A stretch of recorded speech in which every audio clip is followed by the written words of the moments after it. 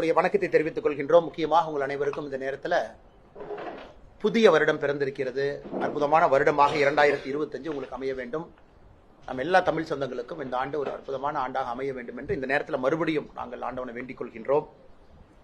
சகோதர சகோதரிகளே, நாம் இன்னைக்கு 2-3 விஷயங்களுடன் உங்களிடம் பேச வேண்டும் என்பது எங்களுடைய ஆசை. முதல்ல பாரதிய ஜனதா கட்சியினுடைய மகளிர் அணி, எங்களுடைய மாநில தலைவி சகோதரி உமாரதி அவர்கள் தலைமையில் நாளைக்கு மதுரையிலிருந்து நீதி கேட்பு பேரணி புறப்பட்டு சென்னை வந்து ஆளுநரை சந்திக்க இருக்கிறது. 3ஆம் தேதி மதுரையில் அவங்க ஆரம்பித்து 7 இடத்துல அவர்கள் தங்களுக்கான ஒரு பிரேக் எடுத்துக்குவாங்க. 8வது ஸ்டாப்பாக சென்னைக்கு வருவாங்க. இதான் ஒரிஜினல் ப்ரொபோசல் பிளான். ஆனால் இன்னைக்கு மதுரை மாநகர காவல்துறை அனுமதி மறுத்திருக்கிறாங்க. அதனால் உறுதியாக எங்களுடைய சகோதரிகள் உறுதியாக நாங்கள் நாளைக்கு அங்கே மதுரையில் இருப்போம். யாருக்கும் எந்த பிரச்சனையும் இல்லாமல் ஒரு அறவழியில் எங்களுடைய போராட்டத்தை நாங்கள் மதுரையிலிருந்து முன்னெடுப்போம். அதே நேரத்தில் பாரதிய ஜனதா கட்சியை சார்ந்த தலைவர்கள், தொண்டர்கள் எல்லோரும் காவல்துறையினுடைய உத்தரவுக்கு நாங்கள் எப்பவுமே கட்டுப்பட்டிருக்கோம். நாளைக்கு நாங்கள் ஆர்கியூ பண்ணுறோம். எங்கள் கேஸ் அமைதியான முறையில் ஒரு பேரை நடப்பது எதுக்கு நீங்கள் தடுக்கிறீங்க? யாருக்கும் எந்த பிரச்சனை நம்ம கொடுக்க போகிறதில்ல. ரூட் பிளான் கொடுக்குறோம். எந்த 7 இடத்துல நாங்கள் நிற்க போகிறோம்னு சொல்கிறோம். ஆளுநரை பார்ப்பதற்காக வர்றாங்க. இவங்க எந்த சட்டம் ஒழுங்கு எங்கேயும் கெடுக்க போகிறது கிடையாது. அதனால் நாளைக்கு காவல்துறை இதை மறுபரிசீலனை செய்வாங்கன்னு நான் நம்புறேன். எப்படி இருந்தாலும் இந்த மகளிர் அணி, இந்த குழு நம்முடைய மாநிலத்தினுடைய மூத்த தலைவர்கள் தலைமையில் நம்முடைய ஆளுநரை சந்தித்து ஒரு புகார் பட்டியலை கொடுக்க இருக்கிறார். திராவிட முன்னேற்ற கழகம் ஆட்சிக்கு வந்த பிறகு கடந்த 3.5 ஆண்டுகள்ல எந்த அளவுக்கு தமிழகத்தில் சட்டம் ஒழுங்கு சீர்குலைந்திருக்கிறது, எந்த அளவுக்கு பெண்களுக்கு எதிரான குற்றம் அதிகரித்திருக்கிறது. முதலமைச்சர் அவர்கள் இன்னைக்கு எல்லா இடத்துலையும் நம்முடைய ஸ்டாலின் ஐயா அவர்கள் திரும்ப திரும்ப அவர்கள் சொல்லக்கூடிய ஒரே ஒரு வார்த்தை அமைதி பூங்கா தமிழகம் அப்படிங்கிற வார்த்தையை அடிக்கடி பயன்படுத்துறாங்க. ஆனால் முதலமைச்சர் அவர்களுக்கு ஒரே ஒரு விஷயத்தை மட்டும் நாங்கள் அவங்க கவனத்துக்கு வைக்கிறோம். 2022 நம்முடைய NCRB, national crime records bureau, இந்தியாவில் நடக்கக்கூடிய குற்றங்களை எல்லாம் தொகுத்து அறிக்கையாக கொடுக்கக்கூடிய அமைப்பு நேஷனல் கிரைம் ரெக்கார்ட்ஸ் பியூரோ. அவங்க கிரைம் இன் இந்தியா அப்படின்னு கடைசி அறிக்கை கொடுத்திருக்காங்க. 2023க்கான அறிக்கை இன்னும் வரல, எந்த நேரத்திலும் வெளியிடப்படலாம்.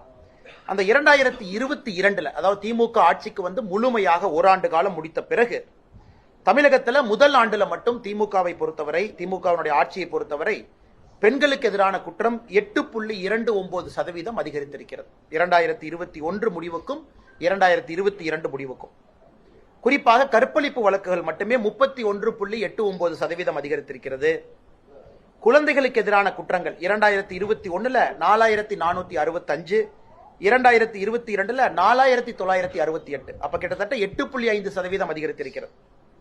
2024 வந்திருக்கக்கூடிய குழந்தை திருமண புகார் பாத்தீங்கன்னா 2023 பார்க்கும் பொழுது 2024 55.6% அதிகரித்திருக்கிறது. முதலமைச்சர் அவர்கள் இந்த ஆய்வறிக்கையை மறுக்கலாம். முதலமைச்சர் அவர்கள் வந்து தமிழகம் அமைதி பூங்கான்னு சொல்லலாம். ஆனா NCRBயை பொறுத்தவரை தமிழக காவல்துறை புகாரை பதிவு செய்யற டேட்டால இருந்து எடுத்து, FIRல இருந்து எடுத்து அதை வந்து எல்லா மாநிலத்துக்கும் அனுப்புறாங்க. அதனால் திமுக ஆட்சிக்கு வந்து முதல் ஆண்டிலிருந்து இந்த 2023க்கான ஆய்வறிக்கை வரும். இன்னும் சில மாதங்கள்ல வர இருக்கு. அன்னைக்கும் பத்திரிகை நண்பர்கள்ட்ட நாங்க சொல்லத்தான் போறோம். திமுக வந்த பிறகு பெண்களுக்கு எதிராக, குழந்தைகளுக்கு எதிராக குற்றங்கள் எந்த அளவுக்கு அதிகரித்திருக்கு. இன்னைக்கு இவ்வளவு பேசக்கூடிய முதலமைச்சர் இந்தியாவில் எங்கேயுமே இல்லாத அநியாயம் தமிழகத்தில் நடந்து கொண்டிருக்கிறது. குறிப்பாக மாநில குழந்தைகள் உரிமை பாதுகாப்பு ஆணையம், SCPCR, state children protection committee, SCPCR சொல்லக்கூடிய அமைப்பை 2.5 ஆண்டுகளா தமிழகத்தில் ஃபங்க்ஷன் ஆகாம இருக்கு. குறிப்பாக 18 வயதுக்கு கீழ் நடக்கக்கூடிய போஸ்கோ குற்றச்செயல்கள், போக்சோ அப்படின்னு நம்ம சொல்றோம். சிறார்கள் ஒரு சிறைக்கு போறாங்கன்னா கண்காணிக்க வேண்டிய பொறுப்பு இந்த SCPCR அமைப்புக்கு இருக்கு. SCPCR அமைப்பு, மாநில குழந்தைகள் உரிமை பாதுகாப்பு ஆணையம் 2.5 ஆண்டுகளாக தமிழகத்தில் செயலிழந்திருக்கு. தலைவர் இல்ல, கோர்ட்டு பிரச்சனை, புதிய கமிட்டி அவங்க போடல. அப்படி இருக்கும் பொழுது குழந்தைகளுக்கு எதிரான குற்றச்செயலை யாரு கண்காணிக்க போறாங்க?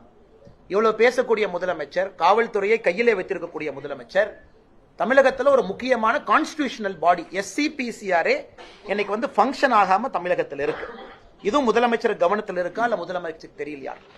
அடுத்து இன்னொன்று, குற்றங்கள் அதிகமா காட்டக்கூடாது என்பதற்காக காவல்துறை FIR ரெஜிஸ்டர் பண்ற மறுக்கிறாங்க.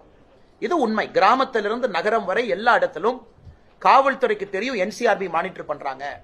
காவல்துறைக்கு தெரியும். இது போல பத்திரிகையாளர் சந்திப்புல என்னை போன்றவர்கள் நண்பர்கள்ட்ட பேசுவோம், பாருங்க குற்றச்செயல் அதிகமாயிருச்சுன்னு சொல்லுவாங்கிற ஒரே காரணத்திற்காக குற்றங்களை ரெஜிஸ்டர் பண்றதுக்கு காவல்துறை அனுமதி மறுக்கிறாங்க.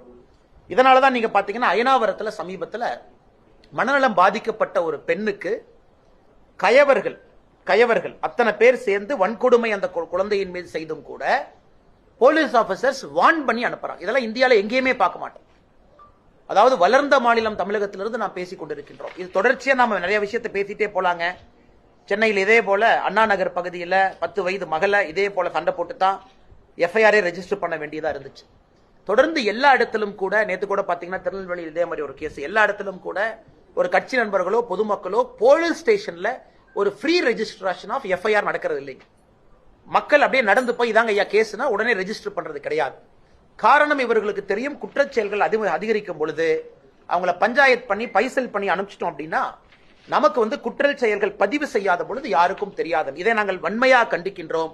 தமிழகத்தில் ஏதோ கிராமத்தில் இருக்கக்கூடிய பிரச்சனை இன்னைக்கு சென்டர் சிட்டி சென்னைக்குள்ள எஃப்ஐஆர் ரெஜிஸ்ட்ரேஷன் பண்றதை டினை பண்றாங்க. இதையெல்லாம் கண்டிச்சு தான் நம்முடைய மகளிர் அணி நாளைக்கு மதுரையிலிருந்து போராட்டத்தை முன்னெடுக்க இருக்கின்றார்கள். அதனால் நிச்சயமாக அது நடக்கும் என்கின்ற நம்பிக்கை இருக்கு. அந்த போராட்டத்தினுடைய முடிவுல மாண்புமிகு ஆளுநரை சந்திப்பார்கள் என்கின்ற நம்பிக்கையும் எங்களுக்கு இருக்கு.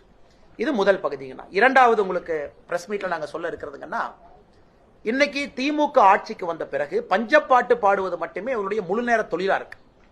ஏங்கன்னா இன்டர்நெட் பில் கட்டல எஜுகேஷன் டிபார்ட்மெண்ட், இன்டர்நெட் பில் கிடையாது, அதுக்கு ஒரு பெரிய லெக்சர் கொடுப்பாங்க. இன்னைக்கு தனியார் பள்ளிகள் அமைப்பு தமிழ்நாட்டில் பல தனியார் பள்ளிகள் அமைப்பு இருக்கு. 1-2 இல்ல, தனியார் பள்ளிகள் இருக்கணும். நாங்க அவங்க மேல் குற்றச்சாட்டு வைக்கல. தனியார் பள்ளிகள் நடத்துங்க, மக்களுக்கு நல்ல கல்வி கொடுங்க. இன்னைக்கு தனியார் பள்ளிகள் அமைப்பு ஒரு புதிய தலைவர் அண்ணன் BT அரசகுமார் வந்திருக்காங்க. அரசகுமார் அண்ணன் பிஜேபியில் தான் இருந்தாங்க. இன்னைக்கு திமுகவுடைய செய்தி தொடர்பாளராக இருக்கார். அவர் நடத்தக்கூடிய விழாவில் அமைச்சர் அன்பில் மகேஷ் பொய்யாமொழி அண்ணன் அந்த விழாவுக்கு போறார். மாநில அரசு கொடுத்திருக்கக்கூடிய செய்தி குறிப்பில் மிக தெளிவாக சொல்லி இருக்கின்றார்கள், 500 அரசு பள்ளிகளை நாங்க தத்தெடுப்போம் என்கிற வார்த்தையை பயன்படுத்தி இருக்கிறாங்க. அரசு வெளியிட்டிருக்கக்கூடிய செய்தி குறிப்பு. அந்த 500 பள்ளிகளுக்கு நாங்க CSR ஃபண்ட் கொடுப்போம். நான் திமுக தெரியாம கேட்கிறேன். 44,672 கோடி ரூபாய் எஜுகேஷன் டிபார்ட்மெண்ட் பட்ஜெட், 44,672 crore. உங்களுடைய தேர்தல் அறிக்கையில சொல்லி இருக்கிறீங்க 10,000 பள்ளிகள் சிதிலமடைஞ்ச பள்ளிகளை நாங்க கட்ட போறோம். தேர்தல் அறிக்கையில சொல்லித்தான் வாக்குறுதி கொடுத்து நீங்க வந்திருக்கிறீங்க. பள்ளிகள் கட்டுறது கிடையாது, எல்லா பில்டிங் ஒழுகுது. ஏன் இன்டர்நெட் பில்லு கூட கட்ட முடியல. இன்னைக்கு அரசு பள்ளிகளை தாரை வார்த்து கொடுக்கக்கூடிய முழு நேர வேலையில் இறங்கியிருக்காங்க. சரி, இன்னைக்கு ஒரு விளக்கம் கொடுத்துறாங்க. இல்ல அமைச்சர் அப்படி சொல்லல, செய்தி குறிப்பில் தான் தப்பா போட்டாங்க. நாங்க தத்தெடுத்துன்னு சொல்ல எடுத்துன்னு தான் சொன்னோம், செய்தி குறிப்பில் தத்தெடுத்துன்னு போட்டாங்க. ஒருவேளை உங்களுடைய லாஜிக்கை எடுத்துக்கிட்டா கூட தனியார் பள்ளிகள் எதுக்கு உங்களுக்கு CSR கொடுக்கணும்? சார், தனியார் பள்ளி என்ன வீட்டுல மரங்காய்க்கிற பணம் வச்சிருக்காங்களா? தனியார் பள்ளியினுடைய அரசகுமார் என்ன வீட்டுல போய் கை தொட்டினா அந்த மரத்துல இருந்து பணம் வருமா? மிடில் கிளாஸ் மக்கள் தனியார் பள்ளியில படிக்கிறவங்க காசு வாங்கித்தான் நீங்க CSR ஃபண்ட் கொடுக்குறீங்க. அப்ப அங்க படிக்கக்கூடிய குழந்தைங்க ஃபீஸ் ஏத்துறீங்களா? பட்ஜெட் இருக்கு, டாக்ஸ் போடுறீங்க, எல்லாரும் வரி கட்டுறோம். 44,000 கோடி ரூபாய் பட்ஜெட் இருக்கு. நீங்கள் செய்ய வேண்டிய வேலையை தனியார் பள்ளிகளுக்கு ஏன் தார வார்த்து கொடுக்குறீங்க? தனியார் பள்ளிகளுடைய வேலை என்ன? கல்வி கொடுப்பது. தனியார் பள்ளிகளுடைய வேலை அரசு பள்ளியில கல்வி கொடுப்பது அவங்க வேலை கிடையாது. அதனால அன்பில் மகேஷ் பொய்யாமொழி அவர்கள் ஒரு விஷயத்தை புரிஞ்சுக்கணும். தனியார் பள்ளிகள் CSR, அதான கார்பரேட் கம்பெனிங்களானே. ஒரு கம்பெனி, ஒரு ரிலையன்ஸோ, ஒரு டாட்டாவோ, ஒரு அதானியோ CSR நம்ம பார்த்திருக்கோம். நிறைய சம்பாதிக்கிறாங்க, பொதுமக்களுக்கு கொடுக்கட்டும். இன்னைக்கு தனியார் பள்ளி மக்கள்கிட்ட காசு வாங்கி ஃபீஸ் வாங்கி அந்த CSR அதுக்கு நான் தனியார் பள்ளியை ரெக்வெஸ்ட் பண்றேன், நீங்க CSR கொடுக்கறதுக்கு தனியார் பள்ளியில படிக்கிற குழந்தைகளுடைய ஃபீஸை கொஞ்சம் குறைங்கன்னு நான் கேட்கிறேன். அண்ணன் BT அரசகுமாராக இருக்கட்டும், தமிழகத்தில் நடக்கக்கூடிய நிறைய தனியார் பள்ளிகள் அமைப்பாக இருக்கட்டும், நீங்க CSR கொடுக்காதீங்க, அரசு வேலை அவங்க செய்வாங்க. அது நீங்க தயவு செஞ்சு மிடில் கிளாஸ் குழந்தைங்க தனியார் பள்ளியில படிச்சாங்கன்னா அவங்க ஃபீஸை குறைங்க. இது அன்பில் மகேஷ் பொய்யாமொழி அவர்கள் செய்ய வேண்டிய வேலையை நீங்க எதுக்கு செய்றீங்க? 10,000 பள்ளிகளை சிதிலமடைஞ்சிருக்கக்கூடிய பள்ளிகளை நாங்க சரி பண்றோம்னு சொல்லியிருக்காங்க. அதை திமுக அரசு சரி பண்ணணும், வெள்ளை அறிக்கை கொடுக்கணும். எத்தனை பள்ளிகளை சரி பண்ணிருக்காங்க, எத்தனை பள்ளிக்குள்ள மரம் இருக்கு, மழை பெஞ்சா எவ்வளவு உழுவுது, எத்தனை இடத்துல ஓடு ஓட்டையா இருக்கு, எத்தனை ஆசிரியர்கள் இருக்கிறாங்க, எதுவுமே செய்யாம ஒரு திமுக கட்சி நிர்வாகி நடத்தக்கூடிய ஒரு மேடைக்கு போய் எல்லாம் பேசிட்டு அதன் பிறகு பிரச்சனையான பிறகு இவர்கள் மாற்றி பேசுவது முறையல்ல என்பதையும் கூட தமிழக அரசுக்கு இந்த நேரத்தில் நாங்கள் சுட்டிக்காட்ட விரும்புகின்றோம். அடுத்து மூன்றாவது, நாம நேத்து நம்முடைய பாரத பிரதமர் நரேந்திர மோடி ஐயா புத்தாண்டுல முதல் கேபினெட் மீட்டிங்கை விவசாயிகளுக்காக ஒரு சிறப்பு கேபினெட் மீட்டிங்கை நேத்து நம்முடைய பிரதமர் அவர்கள் கூட்டியிருந்தார்கள். அதுல குறிப்பா நம்ம DAP விவசாயிகளுக்கு நம்ம கொடுக்கக்கூடிய ஃபர்டிலைசர்ல இருந்து சப்சிடி, அவர்களுக்கு குறிப்பாக ஃபசல் பீமா யோஜனை, கிராப் இன்சூரன்ஸ், விவசாயிகளுக்கு ஒரு ஆண்டும் கூட பயிர் காப்பீடு, அதனுடைய எக்ஸ்டென்ஷன் எல்லாம் கூட நம்முடைய பிரதமர் அவர்கள் 2021 ஜனவரி 1ஆம் தேதி கூட்டப்பட்ட கேபினெட்ல எடுத்த ஒரே முடிவு விவசாயிகளுக்கான முடிவு. நம் அரசு விவசாயிகளோட எப்படி இருக்கும் என்பதை மறுபடியும் நாம் உறுதிப்படுத்தி இருக்கின்றோம். இதை தாண்டி பத்திரிகை நண்பர்களுக்கு கேள்வி இருந்தால் பதில் சொல்றேன்.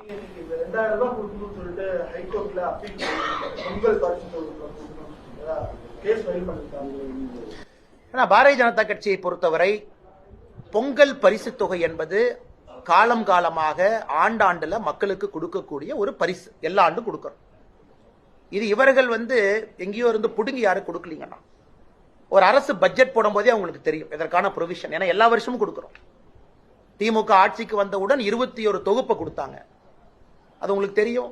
எல்லாம் போய் அந்த பாவு மாதிரி சர்க்கரை எல்லாம் கொடுத்தாங்க. எல்லாம் பக்கெட்ல பிடிச்சிட்டு வந்தோம். அதன் பிறகு போன ஆண்டு கொடுக்க மாட்டேனாங்க. எல்லாரும் சண்டை போட்ட பிறகு 1000 ரூபாய் கொடுத்தாங்க. ஒரு ஆண்டும் இதே பிரச்சனையை செய்யறாங்க. அதனால் பொங்கல் என்பது மக்கள் எதிர்பார்க்கக்கூடிய ஒரு பண்டிகை. மக்களுக்கு செலவு இருக்கும், விவசாய பெருமக்களுக்கு செலவு இருக்கும், எல்லோருக்கும் செலவு இருக்கும். ஆனால் இவங்க பொங்கலுக்கு பரிசு தொகை கொடுக்க வேண்டும். ஏன்னா இது நம்ம இன்னைக்கு நேத்து இல்ல. இவங்களுக்கு நிதிச்சுமை பினான்ஸ் மினிஸ்டர் இன்னைக்கு தான் தெரியுமா? தங்கம் தென்னரசனுக்கு.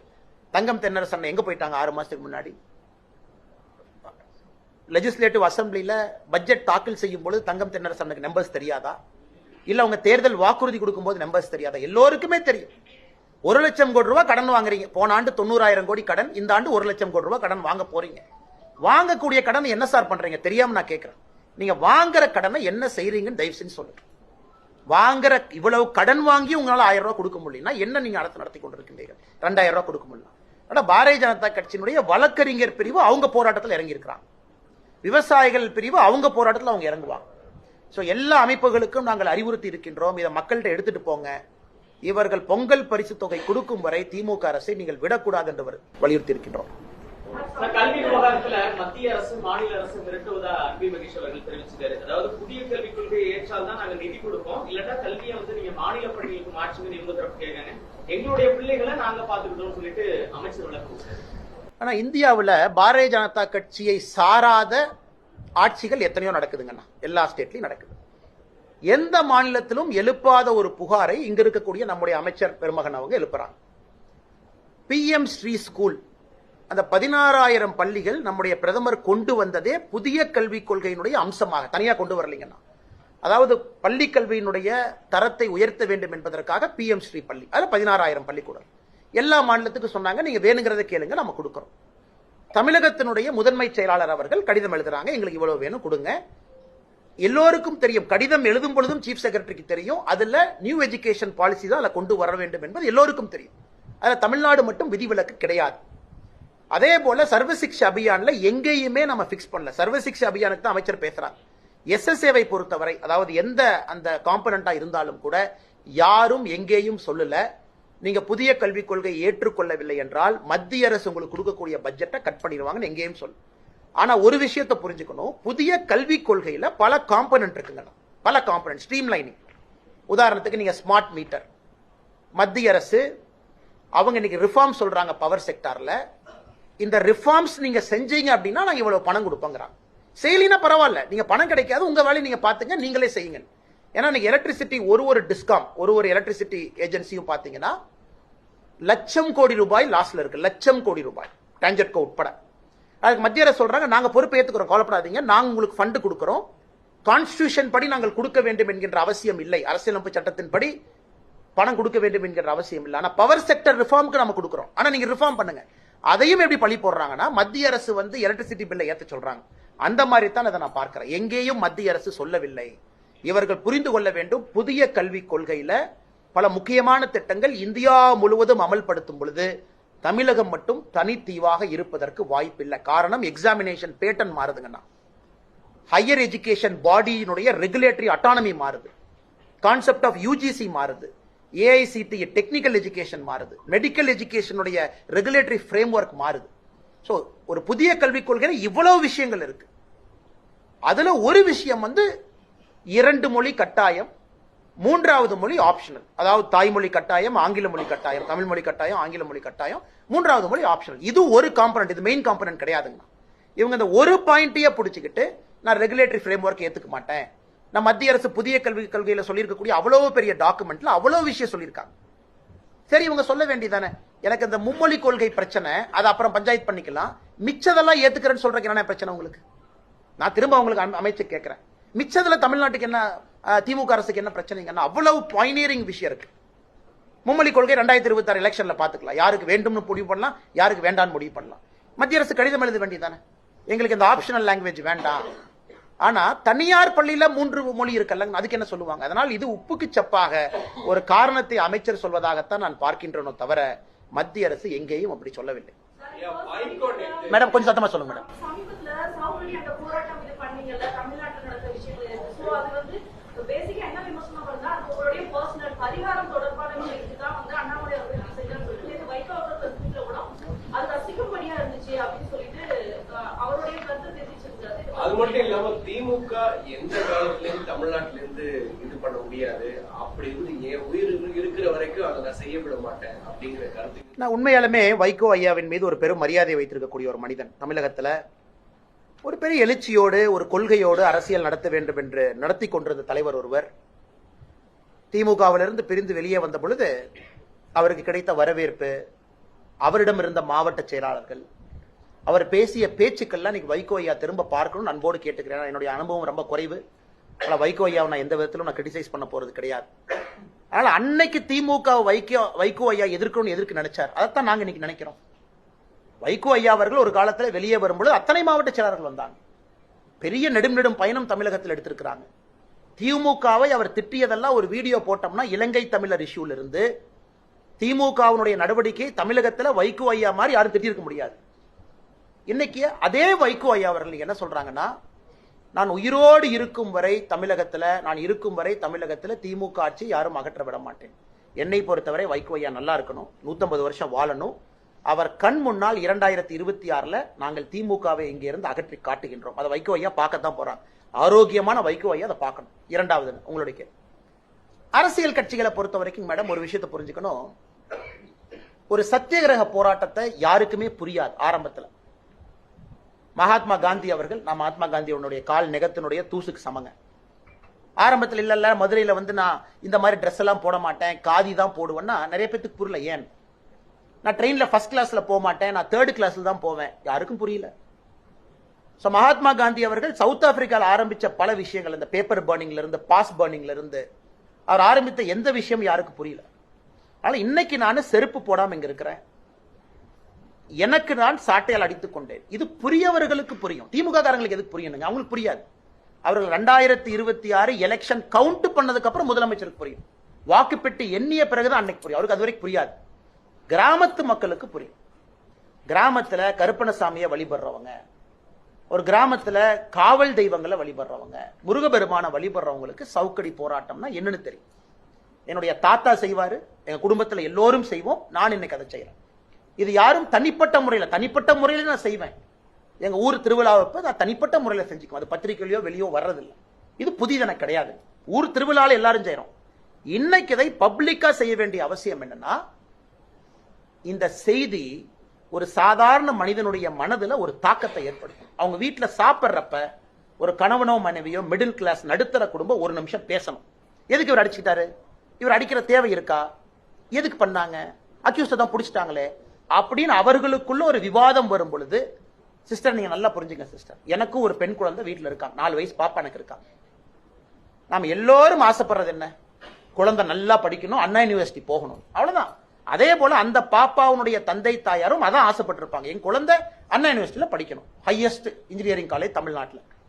அண்ணா யூனிவர்சிட்டி போனதுக்கு அப்புறம் என் கண்ட்ரோல் இல்ல, உங்க கண்ட்ரோல் இல்ல, சிஸ்டம் கண்ட்ரோல் அந்த குழந்தை இருக்கா.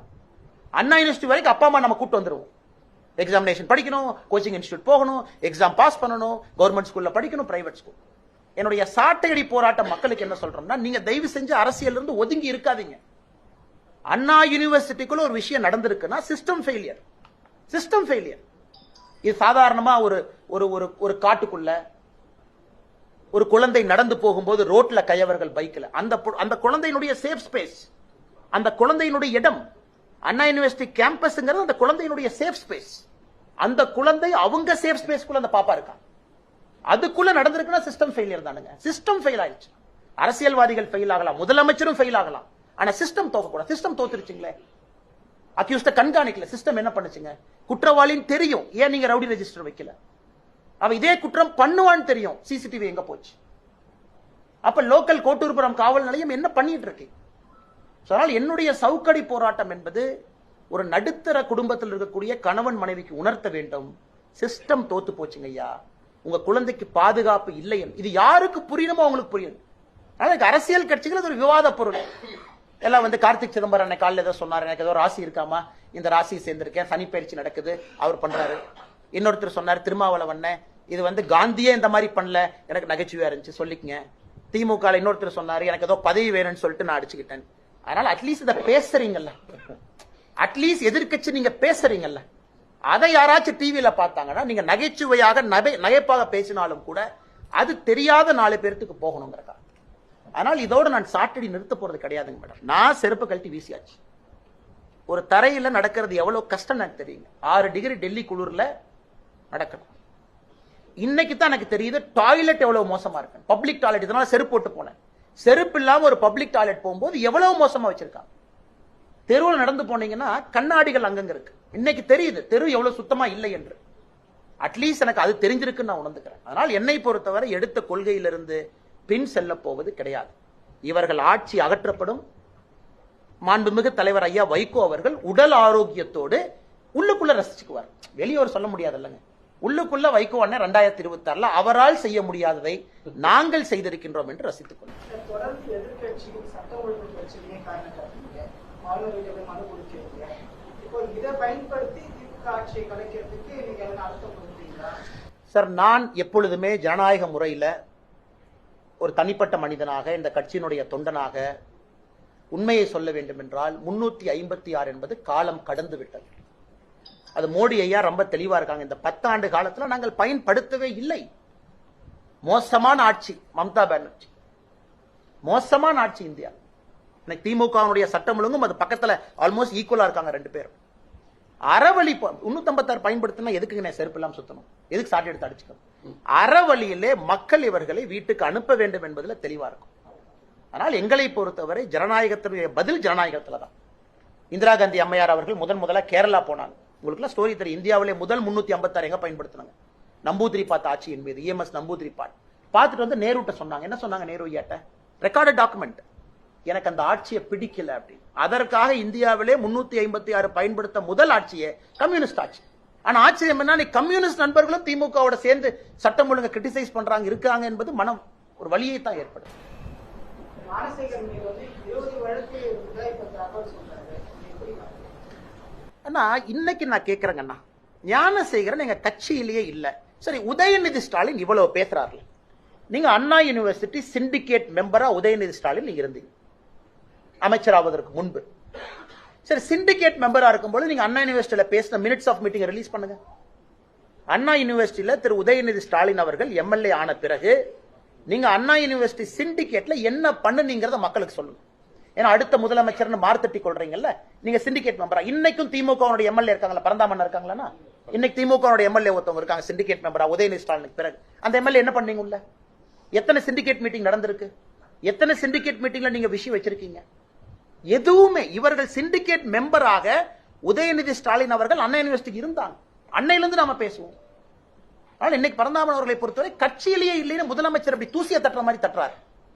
நாங்க புகைப்படம் ஆதாரம், பத்திரிகையில பவள விழால் அவர் இருந்த காட்சி, அவரோடு பெரிய அமைச்சர்கள், அண்ணன் மா சுப்பிரமணியன். இன்னைக்கு ஒரு பிரச்சனை, எல்லாம் எஸ்கேப் ஆகிறாங்க பாருங்க. உதயநிதி ஸ்டாலின் பிரஸ் பாக்குறது இல்ல. அவரை பார்த்தா நீங்க கேட்கிற முதல் கேள்வி தெரியும், எஸ்கேப். அவங்களுக்கு என்ன, 3 மாசம் நம்ம பார்க்கலன்னா மக்கள் மறந்துடுவாங்க, அடுத்த இஷ்யூ வரும், அதுக்கு போயிடலாம். இதுல ஒரு துணை முதலமைச்சர் பிரஸ் பார்த்து அவங்க தரப்பு கிளாரிபிகேஷனை கொடுக்க முடியலனா தைரியம் இல்ல உங்களுக்கு. எதுக்கு துணை முதலமைச்சராக நீங்க இருக்கணும்? ரிசைன்மெண்ட் போயிருங்க. துணை முதலமைச்சராக இருக்கிற நபர் ஃப்ரண்ட் பண்ணும் பிரஸ். ஆனா கேளுங்கண்ணா, திமுக கட்சின்னு சொல்றாங்கல்ல, நான் எவிடன்ஸ் கொடுக்குறேன் இல்ல அப்படின்னு சொல்லணும். ஆனா இன்னைக்கு உதயநிதி ஸ்டாலின் அவர்கள் பிரஸ் பார்த்து ஏன் ஓடுறாரு? ஏன் பிரஸ் பார்க்காம இருக்காரு? மா சுப்பிரமணியம் அண்ணன் காலைல குடு குடு குடு குடுன்னு ஓடுவார் ரன்னிங் ரேஸ். இன்னைக்கு எங்க பிரஸ் பார்த்தா அதே ஸ்பீட்ல ஓடுறாரு. ஏன்னா நண்பர்கள் நீங்க கேட்டுருவீங்க, என்னன்னு நீங்க சாப்பிடுற இடத்துல பின்னாடி அந்த ஞானசேகரன் போட்டோ இருக்குன்னு கேட்டுருவீங்க.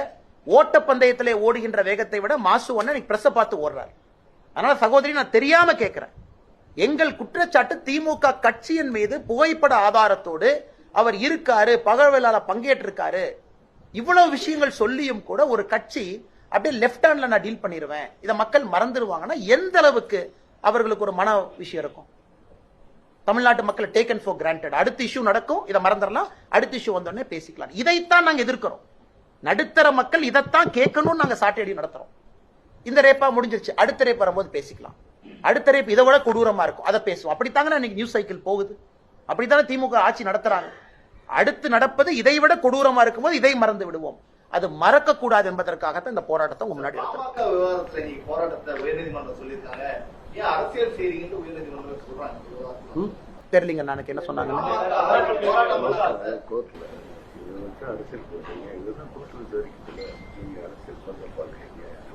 ஆனா எனக்கு மாண்புமிகு உயர்நீதிமன்றம் என்ன சொன்னாங்கன்னு தெரியல. ஆனா ஒரு விஷயத்தை புரிஞ்சுக்கணுங்கன்னா, டெமோக்ரஸியினுடைய மிக மிக முக்கியமான விஷயமே மக்கள் ரோட்டுக்கு வீதிக்கு அமைதியான முறையில் ஆர்ப்பாட்டம் செய்வதுதான் ஒரு டெமோக்ரஸியினுடைய ஃபண்டமெண்டல். அது இல்லை என்றால் அரசியல் கட்சி நடத்த வேண்டிய அவசியம் யாருக்கு இல்லை, பிரஸ் இருக்க வேண்டிய அவசியம் இல்லை. அதனால் பாட்டாளி மக்கள் கட்சி செய்திருக்கக்கூடிய போராட்டத்தை நான் வரவேற்கிறேன். சகோதரர் விஜய் அவர்கள் ஜனநாயக முறைப்படி ஆளுநரை சந்திச்சதை வரவேற்கிறேன். அனைத்து இந்திய அண்ணா திராவிட முன்னேற்ற கழகம் அதனுடைய எதிர்க்கட்சி தலைவர் அண்ணன் எடப்பாடி அவர்கள் அவங்க பண்ற போராட்டத்தை நான் வரவேற்கிறேன். இவர்கள் எல்லோரும் செய்யக்கூடிய போராட்டத்தை நான் வரவேற்கிறேன். காரணம், மக்கள் அண்ணன் சீமான் அவர்கள் எடுத்திருக்கக்கூடிய போராட்டத்தை கைதானதை நான் வரவேற்கிறேன். எல்லோரும் வீதிக்கு பண்ண வேண்டிய காரணம் என்னன்னா, அடுத்த முறையாவது இந்த அரசு கொஞ்சமாச்சு பயத்தில் இருப்பாங்க, பிரச்சனை ஆகும். அதனால எல்லா கட்சிகளும் வீதிக்கு யாரும் பஸ் உடைக்கலையே, யாரும் கல்லெடுத்து போடலையே, யாரும் காவல்துறையினுடைய சட்டையை கை வைக்கலையா, எல்லாம் அமைதியான முறையில் பர்மிஷன் கொடுக்கலையே அரெஸ்ட் பண்ணிக்க, அப்படித்தான் இருக்கும். அதனால எங்கே மாண்புமிகு உயர்நீதிமன்றம் என்ன சொன்னாலும் எனக்கு தெரியாது. பட் இருந்தும் ஒரு அரசியல் கட்சி தலைவராக நான் சொல்லக்கூடிய எங்களுடைய வாதம் அது. நாமக்கல்ல பாத்தீங்கன்னா உங்களுக்கு கரும்பு வாங்கறதுக்காக கொள்முதல் பண்றாங்க. அப்ப 10% கரப்ஷன் பணம் கொடுத்தாதான் கொள்முதல் பண்றாங்க. எப்படி பாக்குறாங்க? இது என்ன புதுசா கேக்குறீங்க நீங்க? என்ன இதே ஊர்ல நீங்களும் வசிக்கிறோம், நானும் வசிக்கிறோம். தஞ்சாவூர்ல 2 ஆண்டுகளுக்கு முன்பு கரும்பு வாங்கினாங்க. எப்படி வாங்கினாங்க? அதை திமுக கான்ட்ராக்டர் தான் வாங்கணும், அவங்க கையில தான் நீ கொடுக்கணும், அவன் கரும்பு கொண்டே கொடுப்பான். இது புதுசு தானே? இது தமிழ்நாட்டில் நீங்க ரொம்ப பழசு மாதிரி பாக்குறீங்களே. இது எப்பவுமே நடக்கிறது தான். ஆனா இன்னைக்கு அது நார்மலைஸ் ஆயிடுச்சு. திமுக காரனா ஒரு கரும்பு வாங்குற இடத்துல கமிஷன் வைப்பாங்கிற நார்மலைஸ் ஆயிடுச்சு. அதனால இது எல்லாம் மக்கள் பார்த்துக்கிட்டு இருக்காங்கண்ணா. ஏதோ இதுவரைக்கும் லஞ்ச ஊழலே நடக்காத ஒரு தமிழ்நாட்டில் திடீர்னு அண்ணே என்ன கரும்பு காசு வாங்குறாங்க அப்படின்னா மக்கள் யாரும் அதுக்கு ஆச்சரியப்பட போவதில்லை. இன்னைக்கு ஸ்டேட் ஆஃப் அஃபேர்ஸ் இவ்வளவு மோசமா இருக்கு. அதனால இது ஒரு விவசாய பெருமகனும் இதை பார்த்து கொண்டிருக்கின்றார்கள் என்று நம்புகின்றோம்.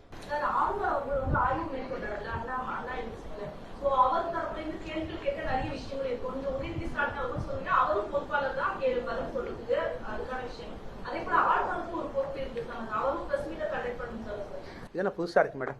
அதாவது இன்னைக்கு ஆளுநர் அவர்கள் நான் ஏற்கனவே சொல்லி இருக்கின்றேன், நான் தான் முதல்ல சொன்னேன்னு நினைக்கிறேன் மேடம். ஆளுநர் அவர்கள் எதற்கு பத்திரிகையாளர் சந்திப்பு நடத்தணும்னு கேட்டேன். அதாவது அந்தந்த மாநிலத்தினுடைய ஆளுநர்கள்லாம் ஸ்டாண்ட மாத்திக்கலீங்க. வந்தாவே பொலிட்டிக்கல் கேள்வி வரும், அல்லது நார்மல் கேள்விக்கு பதில் சொன்னால் அது பாலிடிக்ஸ்ல போய் முடியும். சட்டம் ஒழுங்கு சரியில்லைன்னு ஆளுநர் சொல்றாரு. அது தமிழக ஆளுநர் சொல்லலாமா? கேள்வி நம்பர் 1. தமிழக ஆளுநர் சொல்றதுக்கு அனுமதி இருக்கா? கேள்வி நம்பர் 2. அதனால் என்னை பொறுத்தவரை ஆளுநர் அவர் வேலையை செய்யறாரு. இங்க ஆளுநர் லெப்டினன்ட் கவர்னர் இல்ல, இஸ் அ கவர்னர். லெப்டினன்ட் கவர்னராக இருந்தால் சகோதரன் நீங்க கேட்கிற கேள்வியில் நியாயம் இருக்கு. தமிழிசை சவுந்தரராஜன் அக்கா புதுச்சேரிக்கு இருந்தாங்க. அட்மினிஸ்ட்ரேட்டிவ் பவர்ஸ் அவங்க கையில இருக்கு. Lieutenant governor Delhi, administrative powers அவங்க கையில இருக்கு. தமிழ்நாட்டை பொறுத்தவரை ஆளுநர் ஃபிகர் ஹெட்டா இருக்கிறார். இங்க ஒரு வைஸ் சான்சலர் போடுறக்கே இந்த பஞ்சாயத்து. இந்தியால எங்கேயுமே யூஜிசி நாமினி பிரச்சனை இல்லாம இருக்காங்க. தமிழ்நாட்டில் மட்டும் யூஜிசி நாமினிக்கு என்ன பிரச்சனை? வேற எந்த மாநிலத்திலும் பிரச்சனை இல்லை. எல்லா மாநிலத்திலையும் யூஜிசி நாமினி, யூஜிசி ஆக்ட் சொல்லியிருக்காங்க, சுப்ரீம் கோர்ட் கைட்லைன் இருக்கு, போறாங்க. தமிழகத்துல மட்டும் யூஜிசி நாமினி நான் விட மாட்டேன். எப்படி நான் விடுவேன்? அதனால் இவர்கள் ஒரு முறை யோசிக்கணும், இதுல அரசியல் செய்வது யார்? உயர்கல்வித்துறையா ஆளுநரா? வெரி கிளியர்லி உயர்கல்வித்துறை என்பது எல்லோருக்கும் தெரியும். சார், இப்ப எல்லாரும் அந்த ஆய்வு பண்ணிருக்காங்க, சென்ட்ரல் கவர்மெண்ட்ல இருந்து ஆய்வு பண்ணிருக்காங்க, நீங்களும் டெல்லியில போய் ரிப்போர்ட் கொடுத்துருக்கீங்க. அடுத்த ஸ்டெப் என்னவா இருக்கும்? என்ன மாதிரி நடவடிக்கை? NCPCR பொறுத்த வரைக்கும் வந்திருக்கக்கூடிய குழு ரொம்ப ஒரு டெக்கரேட்டட் போலீஸ் ஆபீசர், மகாராஷ்டிராவுடைய முன்னாள் டிஜிபி ஒருத்தவங்க வந்ததா பேப்பர்ல பாத்தங்கன்னா. அப்புறம் national commission for women, NCW, national commission for women ஒரு மெம்பர் வந்திருக்காங்க. நேஷனல் கமிஷன் ஃபார் உமன் சார்பாக ரிட்டையர்ட் டிஜிபி அனுப்பிச்சிருக்காங்க, சேர்மன். அவங்களுடைய பிரஸ் நோட்ல ரொம்ப சில விஷயங்களை ரொம்ப ஆழமா பேசியிருக்கிறாங்க. அந்த பாதிக்கப்பட்ட சகோதரியை பார்த்தோம், சிஸ்டத்தை ஃபெயிலியரை பார்த்தோம், போலீஸ் என்ன பண்ணாங்க, ரெக்கார்ட்ஸ் எல்லாம் கேட்டிருக்கோம். ஆனால் நாங்கள் இதை வந்து ரொம்ப கடுமையாக எடுத்துக்கொள்ள போகின்றோம்னு. அதனால் இதுல சிஸ்டமேட்டிக் ரிஃபார்ம்ஸ் வர வேண்டும் என்பது என்னுடைய ஆசைங்கண்ணா. சிஸ்டமேட்டிக் ரிஃபார்ம்ஸ், அதாவது ஆட்டோமேட்டிக்கா அந்த பிஎன்எஸ்லயே அந்த சிசிடிஎன்எஸ்லயே சொல்லிடணும், இந்த மாதிரி கிரைமா நீ ஆட்டோமேட்டிக்கா ரவுடி ரெஜிஸ்டர் அதே கிரியேட் பண்ணி கொடுத்துடணும். எதுக்கு போலீஸ் ஸ்டேஷன்ல பெண் வச்சு ஒரு ஏட்டையை எழுதணும்? அடுத்த ரிஃபார்ம்ஸ் என்னன்னா, தம்பி இந்த குற்றம் நீ பண்ணிட்டியாப்பா, ஆட்டோமேட்டிக்கா ஸ்டேஷன் ரவுடி ரெஜிஸ்டர்ல நீ போய் உட்காந்துக்குவ. நீ மாசம் 4ஆம் தேதி போய் இன்ஸ்பெக்டர் ஐயா பார்த்து என்ன பண்றேன்னு சொல்லிட்டு கையெழுத்து போட்டு வெளியே வா. எனக்கு டிஸ்கிரிஷனரி பவர்ஸ் போலீஸ்க்கு இருக்கு. யார் ரவுடி ரெஜிஸ்டர்ல சேர்க்க வேண்டும் சேர்க்க கூடாது என்பதை ஏட்டையா முடிவு பண்றாரு. அந்த ஏட்டையா தான் முடிவு பண்றாரு. அதனால இந்த மாதிரி ரிஃபார்ம்ஸ் நான் எதிர்பார்க்கறேன். ஏன்னா இந்த குற்றவாளி குற்றம் செய்வான் என்று தெரிந்தும் கண்காணிப்பு இல்லாதனால குற்றம் செஞ்சிருக்கான். இந்த மாதிரி நிறைய ரிஃபார்ம்ஸ் கொடுப்பாங்கன்னு நம்புறோம்.